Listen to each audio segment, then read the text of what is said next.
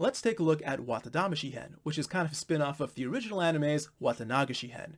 Now you have the same setup in both stories. You have Keiichi winning this doll at a gaming tournament and then deciding which of his friends to give it to because he's not interested in dolls himself.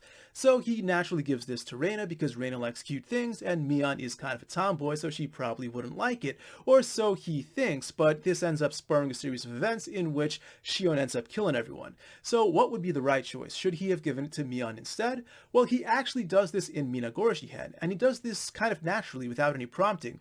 This surprises Rika actually, and Rika says, maybe he's learned his lesson somehow or another, and this might lead to a happy ending. Well, this time we see that same choice, except Rika actually steps in to intervene. She encourages Keiichi this time around to give the doll to whoever he really wants to give it to.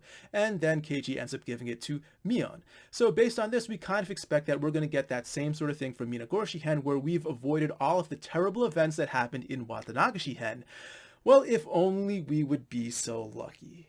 Despite Keiichi having given the doll to Mion instead of Reina, once again we end up in a very similar path as Watanagashi-hen, but this time around we do get some new material, and that comes in the form of a date-ish scene between Keiichi and Shion. Now during this date, Shion kind of mumbles something under her breath about how sometimes she just can't forgive her sister, and at this point we're led to believe that perhaps things are going to get fucked up once again, even though Keiichi seemingly made the right choice, and perhaps it's going to be Shion's fault once again, which is really surprising because it was kind of explicitly stated in the original anime that this was the one choice that would have split things off between the good and bad endings. Anyway, Shion ends up once again tricking Keiichi into going with her into the shed instead of watching Rika's festival performance. There are two things I want to point out from the shed scene. First of all, no one appears to have heard any strange footsteps, and you can interpret this in a few different ways. First of all, it could mean that no one's going crazy, no one's delusional, and therefore no one's hearing things that aren't actually there. And if you think of this as no one having gone crazy, then perhaps you're still going to get that good ending after all. Now another way to look at this is perhaps Hanyu's powers are so low that no one can really sense her anymore. The other thing I want to point out is that the statue of Oyashiro-sama still has both of its hands, and this is kind of surprising because if you think back to the original anime, you would see a flashback in which one of those hands had been broken off a long time ago, and so anytime in June 1983 that you see the statue, one of the hands is missing. Now I noticed this in the opening sequence as well, but in the opening sequence you can't necessarily pin down an appropriate time frame, so maybe it was something from the past, maybe something from the future, maybe it was just an artistic choice, but this time around you see for sure, in June of 1983, both hands are still there, and that's really surprising.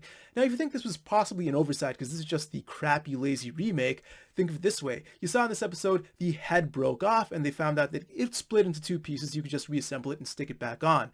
So clearly, if they're putting this much thought into the statue, something has to be up with that hand, and I'm calling it right now. If you can solve the mystery of that hand, you've solved the mystery of Higurashi Go.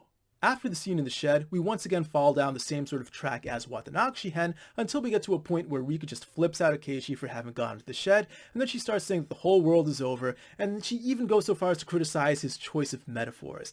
But she follows that up with a few interesting comments as well.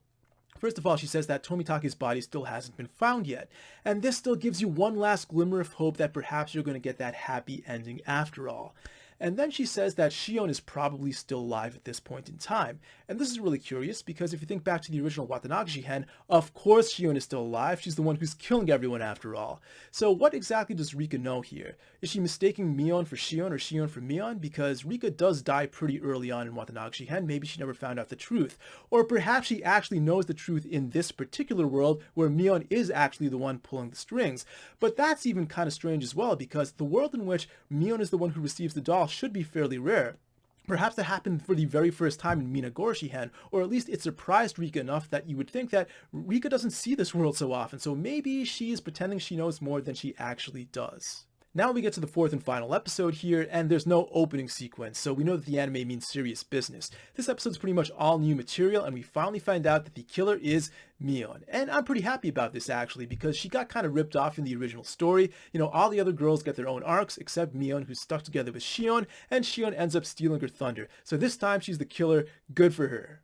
I thought the whole scene down in the dungeon was really well done. I mean, if you think back to Watanagashi-hen, this is when Shion actually tricks Keiichi into coming down, Mion's locked up, there's some blood left over from some of her other tortures, and she's about to torture Keiichi as well. So the whole thing's really tense. You wonder if anything like that is going to go on this time around. When Keiichi finally gets out of the dungeon, he gets his final sort of report on what happened from Oishi, in much the same way that in Onidamashi-hen, he got that report from Mion.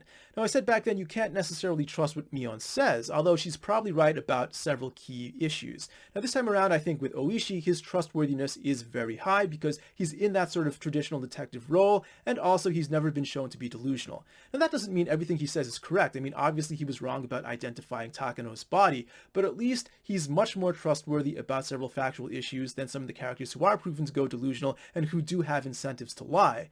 Now, also there's the issue of Reina. I don't think he ever reported on what happened to her. He mentioned that, Rika died, Satoko died, Shion died, but Reina, maybe she got away again, just like she might have in Onidamashi-hen. Now that we're done with 2 arcs, we can try to analyze some patterns and make some predictions. Now, in both of the arcs so far, we have Rika trying to convince Keiichi to do the right thing, and he seems to follow through, except everyone ends up dying but him. I would expect that trend to continue in the next arc as well, which is Tatari-Damashi-hen based on Tatari-Gorashi-hen. What's probably going to happen is Rika's going to convince Keiichi not to try to kill Satoko's uncle, and he won't, and yet everyone's going to end up dead anyway, except for Keiichi, who survived in the original Tatari-Gorashi-hen as well. I've also noticed that the animation's been getting kind of lazy, and I absolutely hate that that's something I not only notice, but actually care about these days.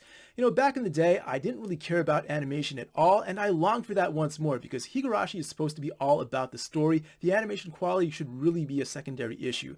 But, people criticize the original Higurashi anime for being kind of ugly. These days, when I look back on it, yeah, I kind of agree with them. Still, though, I absolutely love it, and I hope this isn't an issue going forward. Anyway, that's all for now. The next arc is going to be Tatari-Damashi-hen, and that should be over in like 4 weeks. I'll do another review at that time. So, see you later.